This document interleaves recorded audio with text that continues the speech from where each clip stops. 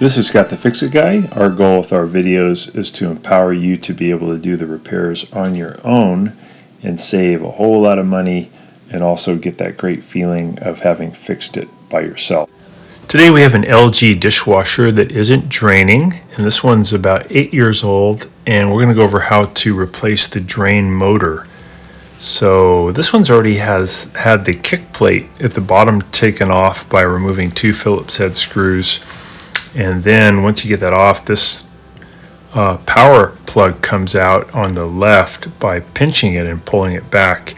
Also, the customer had already removed 2 rubber straps that are holding the motor up against the frame. So they already had done some of the work.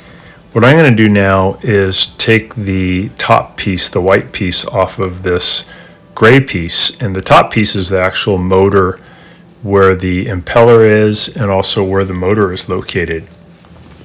Before doing any of this, I think it's really wise to try to do the drain command, which you'll see a little bit later in the video, and also maybe to check the air gap, the little thing up by the kitchen faucet, to see if it might be clogged, because that's more commonly why an LG dishwasher won't drain.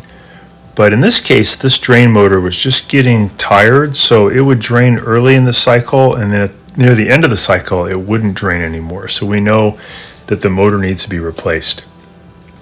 If your machine's younger than 5 years, I would say it's probably not the drain motor, and it's probably an obstruction somewhere in the drain line. So I'm going to grab the upper piece here. I'm going to turn it to my left. I'm pushing down with my thumb on the gray part. There's a little tab. And I'm also now using a pair of channel locks to help twist this to my left, the upper piece, to get it out. So doing it by hand, probably you could do it, but it's really difficult. Grabbing it with a big pair of pliers called channel locks or adjustable pliers makes it a lot easier.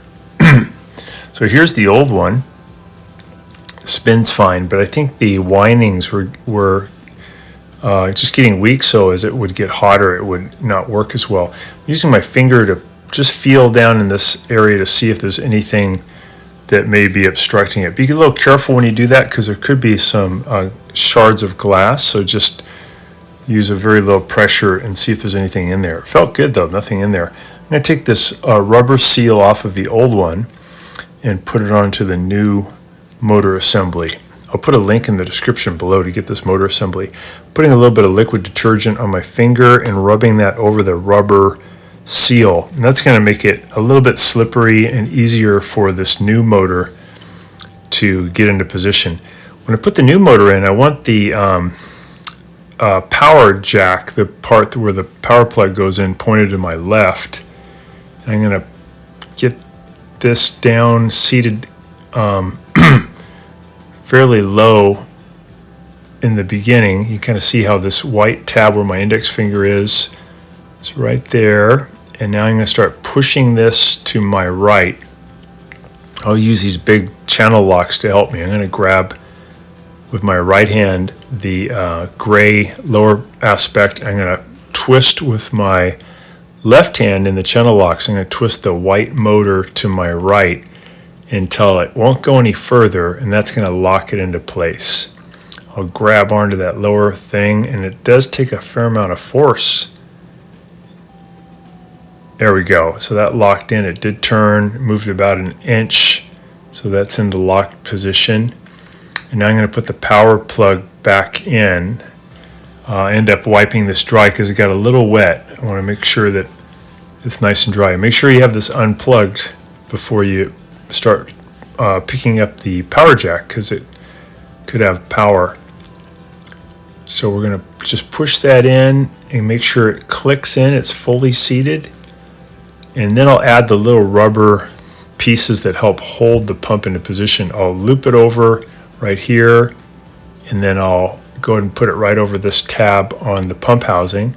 Then I'll do the same thing on the right hand side. There's another one. So I'll loop it over, and then I'll put it onto the tab on the pump housing, and then you're pretty much done. You can give it a try and see if it's improved. Here's the air gap thing up by the kitchen faucet. I opened that up just to make sure there wasn't something stuck in there. Sometimes you find that that's where the clog is. So I turned it on, power, I picked the short cycle, and then I'm going to close it and just let it fill up with water. It's going to take about maybe 2 to 3 minutes for it to fill up with some water to do a test. While it's filling up, I'm going to look down where I did the work to make sure there's no leak. If you don't get it twisted in to the right far enough, you may have a slight leak, so you want to monitor that while it's filling. And also when you set it to drain, you want to take a look at it too. So I'm going to press these two buttons together. These are the ones that activate the drain system. And if you look carefully, it'll actually say cancel and drain. It'll help you to see which buttons to press. I can hear it gurgling. I can see water coming out of the air gap. So I know it's draining. I know the drain's working.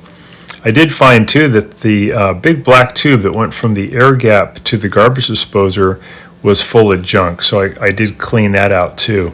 That was probably part of what led to the problem. So this is the kick plate. We're going to put it back in position underneath the door, and I'll add the 2 Phillips head screws that hold it on. So again, this is about an 8-year-old dishwasher. The customer said that it would drain fine, but near the end of the cycle, the drain motor wouldn't do as well and finally just stopped. So that motor was just getting worn out.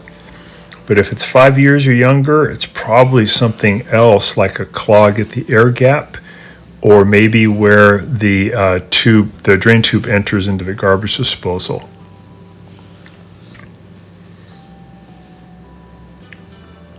All right, then we'll just tighten up those 2 screws, and we got it. I think it's good once you do this repair to actually run the quick cycle and let it do its filling and circulation and draining several times just to confirm that it definitely solved the problem. In this case, it did. We tested it. It worked great.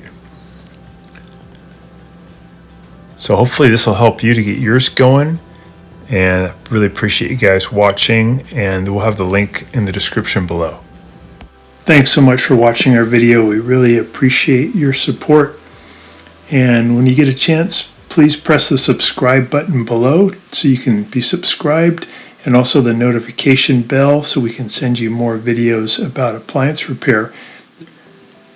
Please also give us a thumbs up if you enjoyed the video. If you really liked the video and it really helped you, please press this new applaud button and you can show your support and also get a nice clapping hands for your video. Thanks again.